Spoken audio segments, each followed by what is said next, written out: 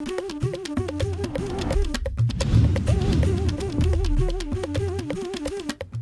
and gentlemen, modern infrastructure is a fundamental demand for Viksit Bharat.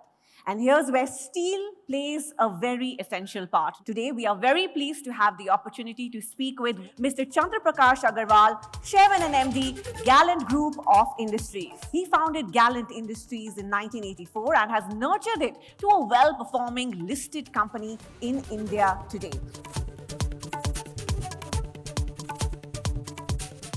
Sir 40 साल पहले Gallant industries की शुरुआत हुई और इंटरेस्टिंग बात यह है कि ये गोरखपुर में शुरुआत हुई. सर वहाँ स्टील का तो कोई रॉ मटेरियल है ही नहीं. So I want to understand that why steel, क्योंकि ये कैपिटल इंटेंसिव बिजनेस है ये. और दूसरी चीज, गोरखपुर में स्टील की फैक्ट्री क्यों? 80s में Gorakhpur was known for some bad reasons. जब मैं काम करने की उम्र में आया और काम करने की सोची, तो हमारे पास फैमिली में ट्रेडिंग बिजनेस था जिसमें हमको इंटरेस्ट नहीं था. तो I thought doing some manufacturing activities. और जो गोरखपुर की अपनी प्रॉब्लम थी, जो क्रिमिनलाइजेशन और जिस तरह का वहाँ एटमॉस्फियर था, मैंने उसका रीज़न आइडेंटिफाई करने की कोशिश की. तो आई फाइंड कि इसका मेजर रीज़न अनएम्प्लॉयमेंट है. गोरखपुर छोटा टाउन, वहाँ कोई इंडस्ट्रियल एक्टिविटी उस ज़माने में होती नहीं थी. देन आई थॉट कि अगर हम गोरखपुर में ही कुछ करना चाहें, कुछ करें, तो शायद ये सिचुएशन चेंज हो.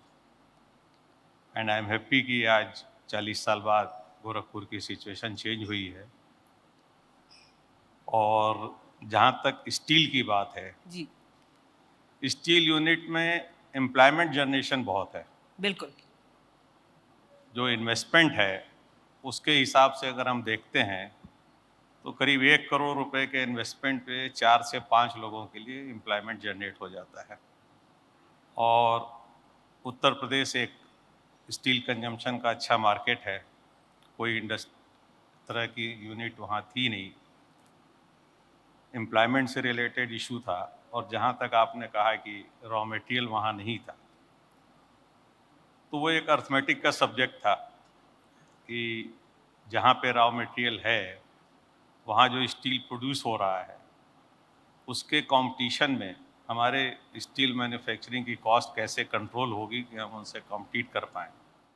उस ज़माने में मैंने ये कैलकुलेट किया कि फॉर एग्जांपल अगर हम उड़ीसा की बात करें, जो ओर के मामले में काफ़ी समृद्ध है, तो वहाँ भी कोई ऐसा लोकेशन नहीं है जहाँ की मेन जो रॉ मटेरियल हैं, कोयला या आयरन ओर, दोनों एक जगह होते हों. उनको भी ट्रांसपोर्ट करना पड़ता है माइन से. अगर वो आयरन ओर के हेड पे हैं तो कोल उनको ट्रांसपोर्ट करना है, कोल के हेड पे हैं तो वो ट्रांसपोर्ट करना है. और वहाँ का सारा ट्रांसपोर्टेशन बाई रोड हो रहा था उस ज़माने में. तो अगर हम इसको इस तरह देखें कि अगर उनके रॉ मटेरियल ट्रांसपोर्टेशन की कास्ट 10% थी रॉ मटेरियल टोटल प्रोडक्ट के कॉस्ट की, और अगर हमारे यहाँ गोरखपुर में वो कॉस्ट 20% थी, तो अकॉर्डिंगली उसको कम करने का एक रास्ता हमने ये निकाला कि हम उस माल को रेल से ढोएं. तो we established a private rail siding. तो 5-6% कॉस्ट उससे रिड्यूस हो गई. और जो डिफरेंशियल गैप था वो हम लोगों को ये था कि हम लोग अपने परफॉर्मेंस से उसको मीट आउट कर सकते हैं, पहली बात. दूसरी बात, अगर नहीं भी कर सकते हैं और यूनिट सरवाइव कर पा रही है जी, प्रॉफिट कम भी हो रहा है, स्टिल अगर हमारे इस बैकवर्ड रीजन के डेवलपमेंट के लिए हम कुछ कंट्रीब्यूट कर रहे हैं by sacrificing the percentage of profit, तो वो मेरे लिए इमोशनली सेटिस्फैक्ट्री रीजन था. That's why we put steel unit at Gorakhpur. अगर 40 साल पहले का गोरखपुर देखा जाए और आज के गोरखपुर को देखा जाए, तो क्या आज बिजनेस शुरू करना वहाँ ज़्यादा आसान होगा? बहुत आसान है. And with the present government of Yogi ji पूरा इंफ्रास्ट्रक्चर है, पूरे लॉ एंड ऑर्डर की सिचुएशन कंट्रोल्ड है. तो देखिए, आप एंटरप्रेन्योर बने ऐसे ज़माने में जब ये कैच फ्रेज नहीं था. आजकल हम देखते हैं कि भारत का चाहे कोई भी कोना हो, एंटरप्रेन्योरशिप एक बज़वर्ड एक तरह से बन गया है. तो आपको लगता है ये बदलाव किस वजह से आया है और क्या सब लोग बिजनेस कर सकते हैं? नहीं, सब लोग बिजनेस कर सकते हैं, इसमें कोई दो राय नहीं है, लेकिन कुछ भी करने के लिए आप बिजनेस करें या कोई भी फील्ड चुनें, सक्सेस के लिए जो जरूरी है आपका डेडिकेशन। आप अपने आप को उस काम में कितना डेडिकेट करते हैं, और सबसे बड़ी बात यह है कि उस काम को कितना एंजॉय करते हैं। आप जब तक अपने काम को एंजॉय नहीं करेंगे, आप अपना 100% उसमें दे नहीं पाएंगे। भारत में कई स्केल पर, डिफरेंट स्केल्स पर हम देखते हैं कि फैमिली बिजनेसेस चलते हैं, लेगेसी बिजनेसेस। आपका भी एक लेगेसी बिजनेस है। जब घर वालों के साथ काम किया जाता है और कुछ डिसएग्रीमेंट होता है, तो उससे आप कैसे मैनेज करते हैं? दिस एग्रीमेंट तो होना ही चाहिए, hmm, it should always be there, but this agreement में आपको दूसरे की बात सुन के, अगर वो लॉजिकल है, रीजनेबल है, तो उससे एग्री होने में आपको कोई हिचक नहीं होनी चाहिए। नॉर्मली सम टाइम क्या होता है, हमारा ईगो जो है वो इस बात के लिए अलाउ नहीं करता है कि नहीं, हम उसकी बात क्यों सुने, या हम ही सही हैं। आप हमें एग्जाम्पल दे सकते हैं कि किसी बात पे आपकी और नेक्स्ट जनरेशन की खटपट हुई हो और आपने कैसे उसे मैनेज किया? नहीं, खटपट तो नहीं होती है, अच्छा। Some time difference of views हो सकते हैं। जी। हमारा एक अपना एक्सपोजर था जिसके साथ हम यहाँ तक आए, उनका एक अपना एक्सपोजर है जिससे वो यहाँ से आगे जाने वाले हैं। जी। तो आने वाला टाइम जब उनका है, तो I must respect their ideas and their views. और फिर उसके साथ अगर कोई चीज़ ऐसी होती है जो डिसीजन आगे चल के गलत साबित होते हैं, तो वो कोई बड़ा इशू नहीं है। जरूरी चीज़ ये है कि निर्णय हो।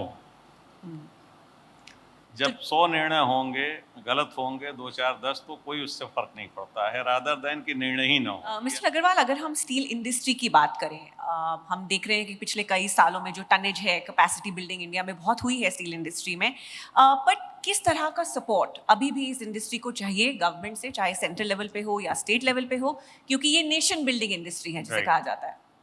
देखिए, अभी जो सिचुएशन है स्टील इंडस्ट्री में, ग्रीन एनर्जी, क्योंकि ये एनर्जी इंटेंसिव यूनिट है, जहाँ अभी ट्रेडिशनली हम लोग कोयले का और गैसेस का इस्तेमाल करते हैं। कोयला थोड़ा पोल्यूशन ओरिएंटेड भी है। तो आज हमारे सामने हाइड्रोजन गैस वगैरह ये सब जो बातें हैं, ये टेक्नोलॉजी जो हम लोगों ने एस्टिमेट किया है कि it is too costly right now. हो सकता है आगे चल करके ये अफोर्डेबल हो जाए। तो इस सेक्टर में हम एक्सपेक्ट करते हैं कि गवर्नमेंट को थोड़ा सपोर्ट करना चाहिए, थोड़ा इसको सब्सिडाइज करना चाहिए, ताकि ये टेक्नोलॉजी जल्दी से हमारे देश में फ्लरिश हो सके। भले ही एक लिमिटेड पीरियड के लिए गवर्नमेंट सपोर्ट दे, बाद में ये अपने आप ही डेवलप हो जाएगी।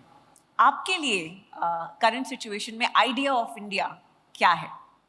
आज की तारीख में हम जीएसटी कलेक्ट करते हैं या अपनी इनकम में से इनकम टैक्स के लिए पार्ट करते हैं। गवर्नमेंट का कलेक्शन बढ़ रहा है, गवर्नमेंट हैप्पी है, and because of digital India revenue काफ़ी आने लगा है।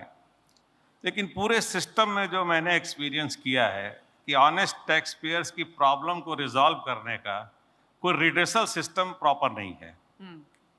तो सरकार अगर जो भी टैक्स कलेक्ट कर रहे हैं, जो भी गड़बड़ी कर रहे हैं, उनके खिलाफ अगर इस तरह से सख्त होने की कोशिश करती है, अपनी एजेंसियों का उपयोग करती है, but at the same time जो ऑनेस्ट टैक्स पेयर्स हैं, उनकी प्रॉब्लम का अगर रिड्रेसल सिस्टम इम्प्रूव नहीं करेंगे, तो वो बहुत डिस्करेज होंगे, और वो सिचुएशन जो है हमारे ग्रोथ को कहीं ना कहीं डिस्टर्ब करेगी, लोगों के माइंडसेट को नेगेटिव की चीज़ों की तरफ ले जाएगी।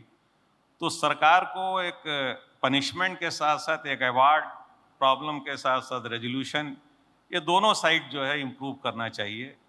इस प्लेटफॉर्म के थ्रू मैं अपेक्षा करूंगा, अगर सरकार में कहीं कोई सुन रहा हो तो इस पर जरूर ध्यान दे।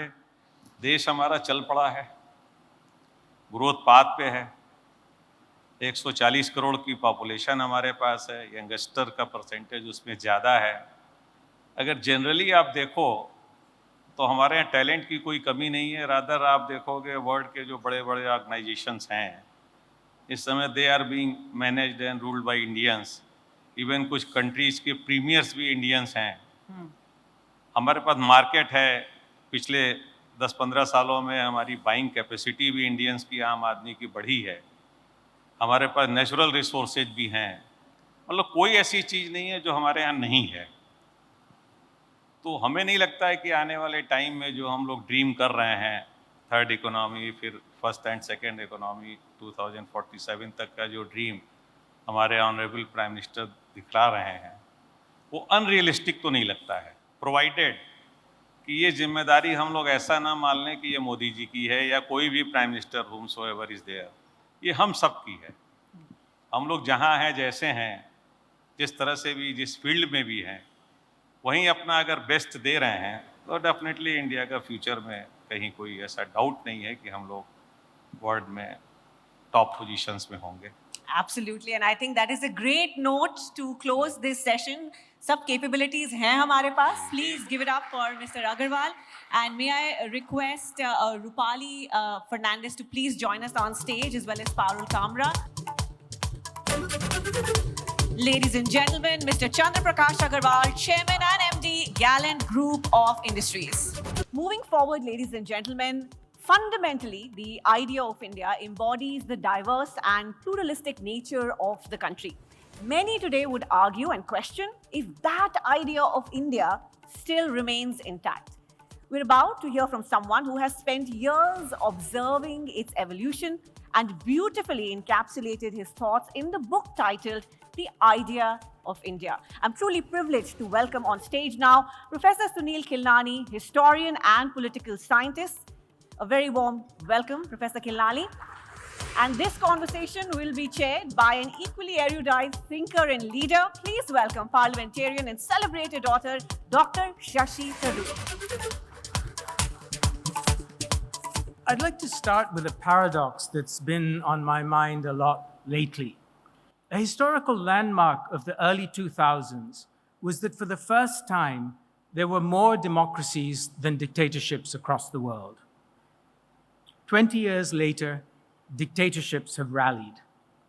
According to research from the Carnegie Endowment, there are once again more dictatorships than democracies across the world. The world we live in is a tricky one because it is one in which the contrary potentials of autocratic oppression and democratic liberties coexist in intimate proximity, and where one system can slide quietly into the other. As leaders and parties seek re-election, they often do the groundwork to ensure that they're competing in one-horse races.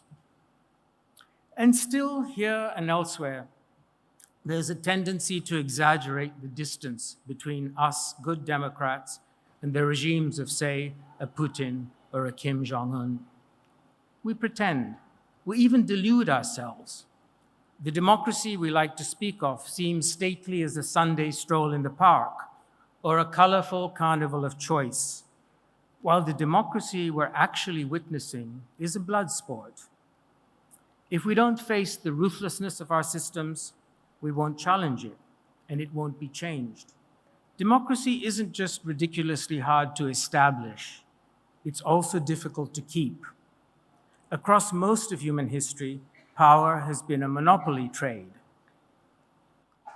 To sustain our democracy in India, we need self-awareness of how fragile it is, not self-congratulation at how brilliant we are at it.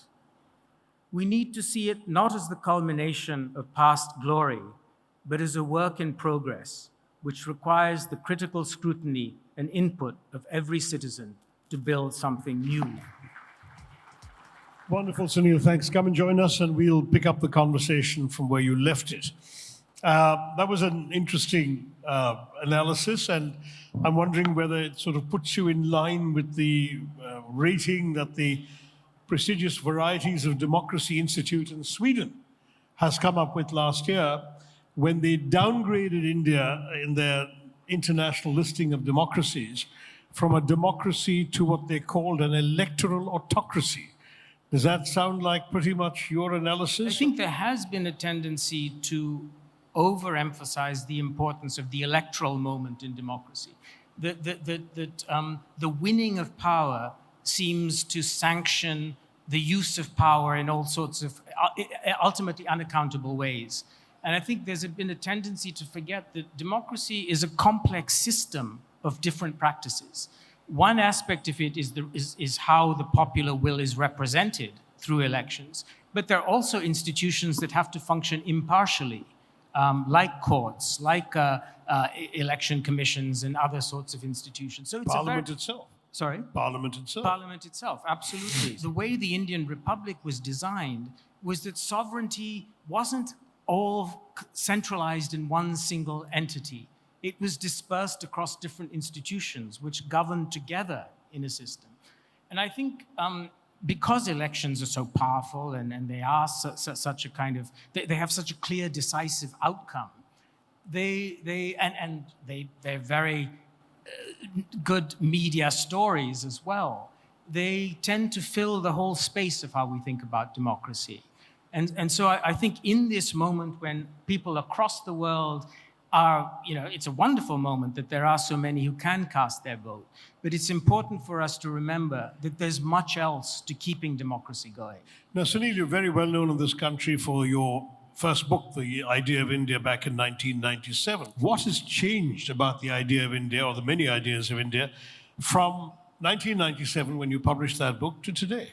But when I wrote the first edition, it was written at a time of crisis, at a time of global crisis, the end of the Cold War, and at a time when we had just begun liberalization, when the one-party dominant system was coming to an end in India, and when religion was entering into public life. So it was not written at a settled moment. And I think that the broad trend lines that I analyzed in the book, still remain in play.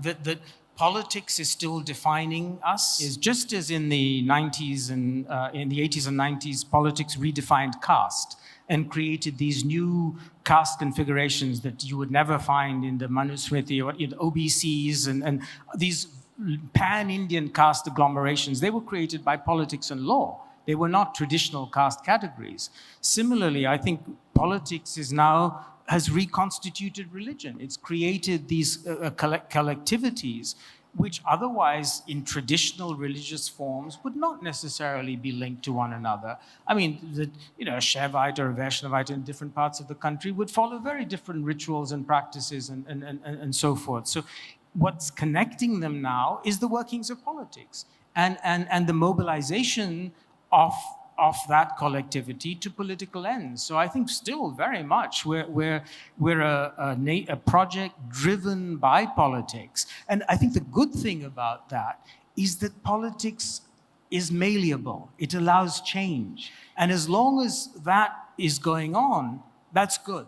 It's when we think we have found some ultimate identity which can't be reworked or where we can't be persuaded to see ourselves differently from how we are. That's when I think the workings of, that throws sand in the workings of democracy. Thank you very much, Sunil Khilnani. Thank you very much indeed. I request you both to please remain on stage. This has been quite a masterclass in the idea of India and what it can be. I'd like to invite on stage Jogesh Bhutani, co-founder Nexus Alliance, also Dhruva Mukherjee, CEO ABP Private Limited, to present Professor Khilnani with a memento. Huge round of applause, please.